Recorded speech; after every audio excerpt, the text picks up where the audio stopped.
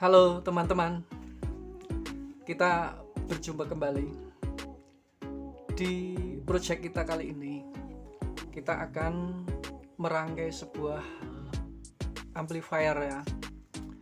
Ya, di sini saya mencoba menggunakan amplifier jenis 150 watt. Sebenarnya ini untuk amplifier power amplifier 150 watt ini sudah rancangan yang sudah lumayan jadul ya, tapi sampai sekarang masih cukup oke untuk dijadikan sebagai amplifier kelas rumahan ya. Saya kira suaranya masih cukup nyaman untuk didengarkan. Ini ada beberapa modul ya, ada beberapa bagian. Ini bagian amplifiernya itu sendiri, kemudian tone control. Untuk tone controlnya saya pakai jenis seperti ini yang menggunakan IC JRC 4558, ini 2 buah. Kemudian power supply. Untuk power supply-nya saya menggunakan trafo 5 ampere ya. Sebenarnya kurang ya, tapi cukup lah, oke, nggak apa-apa. Jadi cukup, saya kira 5 ampere udah cukup. Oh ya, ini di sini di dalam modul power amplifier jenis yang 150 watt ini ada sering terjadi suatu kerusakan yang menurut saya itu unik ya. Saya mengatakan unik karena ini menimpa sebuah resistor yang memiliki nilai cukup tinggi ya, yaitu 10 kilo ya, 10 kilo atau 15 kilo. Ini di dalam skema itu tertulis 10 kilo. Jadi kalau di amplifier ini tertulis ini terpasang 15 kilo. Jadi mungkin rancangannya bisa beda-beda, tetapi saya kira untuk kalau kita mengacu pada skema itu nggak jauh-jauh beda ya. Jadi inilah, jadi resistor ini yang 10 kilo ini sering kali rusak ya. Jadi mungkin perlu diperhatikan ya.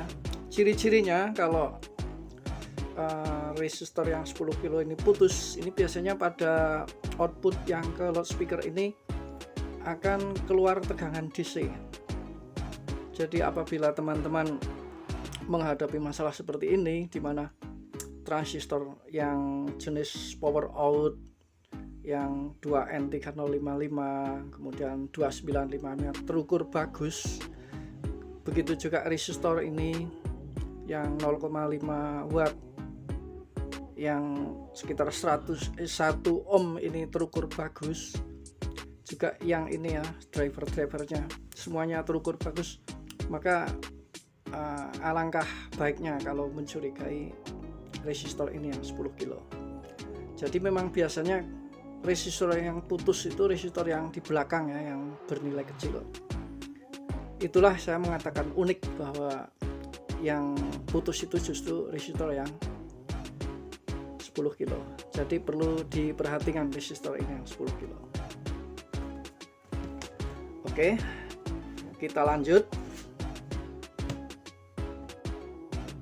Untuk membuat suatu amplifier ya, menurut saya itu yang perlu kita perhatikan groundingnya ya. Jadi agar suara ketika input ini belum ada masukan dari sumber suara, itu usahakan harus silent ya, harus nol dari suara broming, harus nggak ada broming sedikit pun, yaitu dengan cara ya memperhatikan setiap groundingnya ya.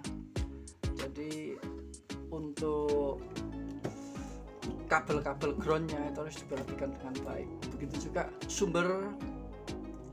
sumber jatuh daya, dari mana asal jatuh daya itu harus kita perhatikan untuk mencapai hasil yang benar-benar jernih ya kalau kita membuat amplifier. Contohnya ini ya, jadi ketika power supply-nya atau catu dayanya itu saya ambilkan dari catu daya yang masuk ke power amplifier. Jadi untuk supply tone control ini saya ambilkan dari catu daya amplifier. Ternyata suaranya itu bromingnya cukup besar. Jadi saya pindah ke sumber catu daya lain. Kebetulan ini trafo ini memiliki double power ya. Jadi ada tegangan lain yang terpisah dari tegangan yang masuk ke power amplifier. Jadi saya fungsikan untuk mensuplai catu daya yang dibutuhkan oleh tone control ini. Dan ternyata hasilnya cukup jernih sekali, jadi tidak ada bromingnya.